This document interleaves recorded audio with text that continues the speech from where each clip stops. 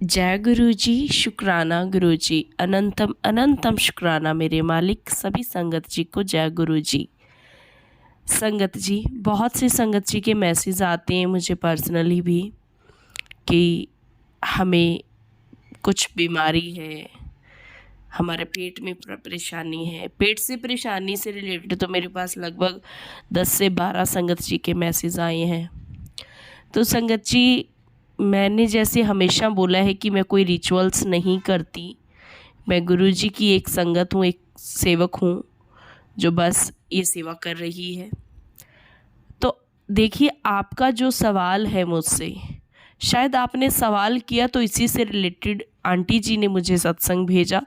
और उन लोगों के लिए भी जो बोलते हैं कि उन्हें फाइनेंशियल इशू है, या फिर फाइनेंशियल इश्यूज़ तो मैं नहीं कहूँगी, मेनली ऐसे कुछ दिक्कतें जो उनके जीवन में आती हैं, अनवांटेड जो सिचुएशंस होती हैं, तो वो सब कैसे कटेंगी? वो बस और आपके सेवा और समर्पण और शुक्राना का जो फल आपको अर्जित करोगे उसी से कटेगी। संगत जी, आज मैंने ना एक वीडियो में सुना, स्वामी प्रेमानंद जी का वीडियो आ गया था ऐसे ही स्क्रॉल करते करते, लेकिन मुझे उनकी बात बहुत अच्छी लगी। हालांकि मैं भेद नहीं करती किसी में, इसलिए मैं जो मेरे आगे सत्संग आ जाए या कुछ अच्छे विचार आ जाए मैं ज़रूर सुनती हूँ। वो एक बात बोल रहे थे कि हमें कुछ भी परेशानी होती है, प्रॉब्लम होती है, हम जाते हैं, हम कहते हैं कि गुरुजी हमें आशीर्वाद दे दीजिए और हमारी परेशानी ठीक कर दीजिए। तो ऐसा नहीं होता है।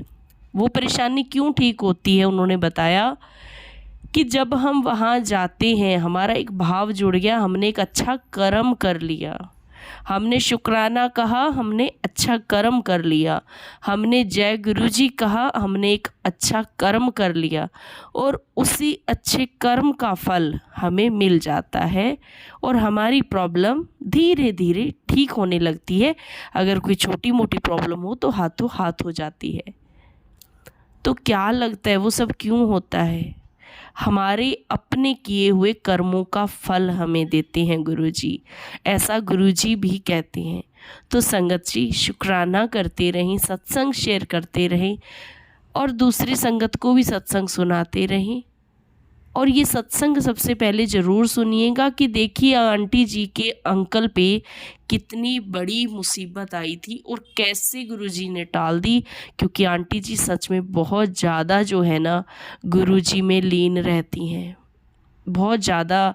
इनके पहले भी मैंने सत्संग शेयर किए हैं, अगर आपने सुने होंगे तो आपको पता रहेगा, आप पहचान जाएंगे इनकी आवाज़ से।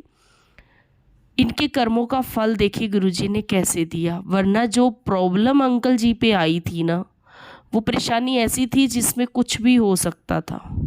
क्योंकि कहती है ना, इंसान जब बहुत बड़ी पोस्ट पे हो ना तो उसकी जिम्मेवारियां उतनी ही ज़्यादा बढ़ जाती है और ख़तरा भी उसके लिए उतना ही होता है। लेकिन हमारे गुरुजी है ना, वो तो देवों के देव महादेव हैं, वो सब जानते हैं कि किसको कैसे ठीक करना है। तो गुरुजी का शुक्राना करते हुए हम आज का सत्संग स्टार्ट करते हैं आंटी जी की आवाज़ में। जय गुरुजी, शुक्राना गुरुजी। जय गुरुजी, शुक्राना गुरुजी। जय गुरुजी। संगत जी, मैं सत्संग शुरू करने से पहले गुरुजी का मंत्र जाप करना चाहती हूँ। ओम नमः शिवाय, शिव जी सदा सहाय। ओम नमः शिवाय, गुरु जी सदा सहाय। जय गुरुजी, जय गुरुजी। संगत जी, ये मेरा तीसरा सत्संग है। ऐसे तो गुरुजी से कनेक्ट होने के बाद हमारे रोज ही सत्संग होते हैं, हर पल सत्संग होते हैं। ऐसे हैं हमारे गुरुजी। संगत जी, मैंने अपना जो स्वरूप लगाया है अपने घर में एकदम बीच में लगाया है। स्वरूप, इधर जाती हूँ तो भी गुरुजी दिखते हैं, इधर जाती हूँ तो भी, जैसे गुरुजी चारों तरफ देख रहे हैं। इधर जैसे इधर मुंह हो गया, इधर जा रहे हैं तो, और दूसरे रूम में जा रहे हैं तो उधर मुंह हो गया। ऐसा रहता है कि जैसे गुरुजी चारों तरफ देख रहे हैं। बहुत खुशी मिलती है। जो कुछ बात करना रहता है मैं सब बस गुरुजी के सामने बोलती रहती हूँ, अरदास करते रहती हूँ। जैसे गुरुजी हंस रहे हैं, स्माइल दे रहे हैं कि तू टेंशन ना ले, मैं हूँ ना साथ। ऐसे हर पल मुझे फील होता है कि गुरुजी हर पल मेरे साथ है। तो मैं एक बार संगत जी मैं अपनी बहन से बात कर रही थी। मैं अपनी बताया पहले संगत में सत्संग में मैंने कि मैं अपनी बहन के द्वारा गुरुजी से कनेक्ट हुई हूँ। बहन तो मेरे को कब से बोल रही थी, लेकिन गुरुजी जब मेरा को कनेक्ट करेंगे तभी हम लोग कनेक्ट हो पाएंगे। गुरुजी की मर्जी के बिना हम लोग नहीं गुरुजी से कनेक्ट हो पाते। तो वो टाइम ऐसा आया कि पहले तो मैं बच्चे में बिजी थी, वो पढ़ रहा है नहीं पढ़ रहा है उसको रात को उठ के देखना इसमें, तो गुरुजी को वो पता है ये अभी इसको टाइम नहीं है। तो बहन बोल रही थी लेकिन मैं ध्यान नहीं देती थी। गुरुजी का स्वरूप तो मैंने देखा था यूट्यूब पे ऐसे डाल के कि हाँ ये गुरुजी है। तो मैं सत्संग भी सुनती थी, लेकिन सत्संग में इतना कुछ मुझे अच्छा नहीं लगता था। मैं सोचती हूँ सब लोग अपनी तो बात बोलते हैं, क्या क्या सत्संग है ये। तो मैं उसको आधा सुनती आधा फिर बैक कर देती थी।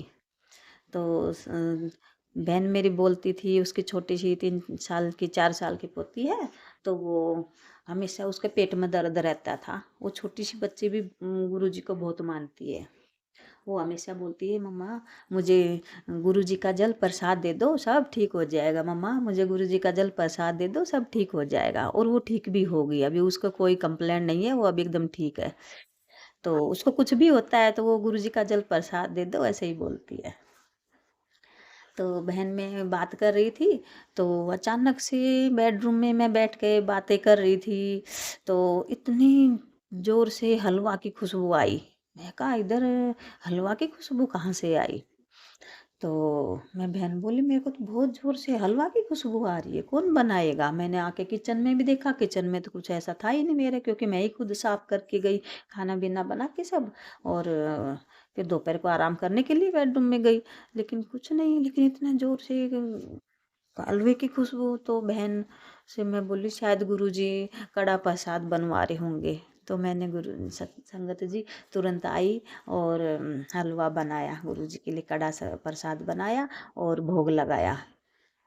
भोग लगा के मैंने गुरुजी और संगत जी और 10-15 मिनट में रखा गुरुजी के सामने। फिर मैं उस कड़ा प्रसाद को लेके और मैं ऐसा सोच ही रही थी कि गुरुजी मेरे अंकल भी साथ में ये कड़ा प्रसाद आपका खाते तो कितना अच्छा होता। तो संगत जी मैं तो ऐसे बोल ही रही थी कि अंकल तो मेरे सामने खड़े हैं, क्योंकि चाबी उनके पास है। वो दरवाज़ा कब खोल के आए बाहर का और वो तो आ भी गए। मतलब मैंने याद किया उससे पहले तो अंकल घर में है। बहुत खुश हुई मैं बोली देखो अभी मैं याद कर रही थी, याद कर ही रही हूँ कि अंकल जी भी साथ में आपका कड़ा प्रसाद खाते तो गुरुजी आपका कितना अच्छा होता। तो देखो आप आ भी गए। तो अंकल जी को भी मैंने कड़ा प्रसाद खिलाया कि अंकल आज गुरुजी कड़ा प्रसाद की इच्छा कर रहे हैं। तो फिर संगत जी एक ये ऐसे इतने सत्संग है, इतने सत्संग है, बहुत सत्संग है। तो एक बार संगत जी मेरे अंकल अभी 4-6 दिन पहले मेरे अंकल इधर रेलवे पुलिस में मुंबई में एसआई है। तो उनका काम है चोर को पकड़ना, कोर्ट ले जाना और मेडिकल कराना ये सब। तो अंकल जी एक चोर पकड़ा था, तो उसको मेडिकल करा के लेके आए। मेडिकल करा के फिर उसको कोर्ट ले जाना था, कोर्ट से फिर उसको जेल में छोड़ के आना था। तो फिर उसको मेडिकल के करके लाए। तो फिर जहाँ अंकल जी बैठते हैं ऑफिस का काम करते हैं, वहाँ कंप्यूटर उसकी फाइल है। तो वहाँ पे उसका चोर का हुक था, उसमें हथकड़ी उसका लगा दिया और अंकल जी कुछ चले गए वॉशरूम। तो संगत जी तो अंकल के टेबल पे एक छोटा सा चाकू रहता है कि वो उसको कुछ फाइल पेपर कुछ कटिंग करना रहे तो वो उधर टेबल पे ही रहता है। तो उसने चोर ने वो अंकल जी को वो ध्यान नहीं, और उसने फाइलों में से उधर से वो चाकू दिख गया होगा, लिया और अपना गर्दन पे मार काट लिया उसने गर्दन। वो तो गुरुजी की ब्लेसिंग है, गुरुजी की कृपा है जो वो चाकू गर्दन में अंदर तक नहीं दसा, पर हाँ कट गया ऊपर से। तो पूरा खून खून। और अंकल जी तो डर गए कि क्या हो गया, है ना। तो सोचो संगत जी अगर वो चाकू अंदर तक चला जाता तो क्या होता अंकल जी का। तो गुरु जी अंकल जी ने तो बोला गुरुजी इसको आप ही संभालो, मेरे कुछ समझ में नहीं आ रहा, क्या है, क्या करोगे क्या नहीं, मुझे नहीं पता कुछ भी, आप देखो इसको। ऐसे अंकल जी बोली मन मन में, और उसको कोर्ट में लेके गए। वकील को फ़ोन किया कि ऐसे ऐसे हो गया, तो वकील ने कहा कोर्ट में लेके आओ। तो जिसको फ़ोन किया था देखा कि कोर्ट में तो वो वकील है नहीं, कोई और ही लेडीज़ वकील बैठी है। कौन आई कौन पता नहीं, कौन वकील थी, कभी देखा भी नहीं अंकल ने उसको। और उसने तो सीधा उसका ज़मानत कर दिया चोर का। जबकि ऐसा नहीं होता है कि सीधा ज़मानत करो, उसका केस चलता है, या ज़मानत के करते हैं तो उसके पैसे भराते हैं चोर से, मुजरिम से। तो उसने तो ना पैसे भराए ना कुछ, उसका सीधा ज़मानत कर दिया, मतलब कोर्ट केस रफा दफा। अंकल जी तो इतने खुश हुए, इतना शुक्राना किया गुरुजी का, इतना शुक्राना किया कि कौन वकील आ गया आज, ये कौन है कुछ पता नहीं, ये गुरुजी की माया है, सब नहीं पता। तो संगत जी ऐसे ऐसे सत्संग बहुत होते हैं, ये बहुत बड़ा सत्संग है मेरे लिए ये। संगत जी आप सब समझते होंगे। तो फिर ऐसा हो जाता तो क्या होता, चोर का केस तो चलता कि नहीं चलता पता नहीं, लेकिन अंकल जी का केस चलता ना। लेकिन गुरुजी ने ऐसा कुछ नहीं होने दिया, कैसे संभाला क्या किया वो गुरुजी की माया, गुरुजी ही जानते हैं बस। इसलिए गुरुजी के ही ऊपर छोड़ दो सब। तो संगत जी सत्संग बोलने में मेरे से कोई गलती होगी हो तो माफ करना। जय गुरु जी, जय गुरु जी। संगत जी शुक्राना गुरुजी, शुक्राना आंटी जी, जो आपने इतना प्यारा सत्संग हमें सुनाया। शुक्राना गुरुजी जो आपने ये सेवा ब्लेस की। बस गुरुजी ऐसे ही हम पे अपना प्यार से मेहर भरा हुआ हाथ सिर पे रखना, और हमें हर नेगेटिविटी से, नेगेटिव लोगों से, नेगेटिव सोच से बचा के रखना, और गुरुजी अपने चरणों में लगाए रखना। आई होप संगत जी, बहुत सी संगत जी के बहुत सारे सवालों के जवाब आज इस सत्संग के माध्यम से क्लियर हो गए होंगे, क्योंकि हमारे गुरुजी सबके मन की जानते हैं, और वो उसी अकॉर्डिंग जो है आपको फल भी देते हैं। और मुझे तो पूरा विश्वास है संगत जी कि गुरुजी ज़रूर सुनते हैं। इसी विश्वास के साथ आज के सत्संग को यहीं पे विराम देती हैं। जय गुरुजी, शुक्राना गुरुजी, अनंतम अनंतम शुक्राना मेरे मालिक। जय जय गुरु।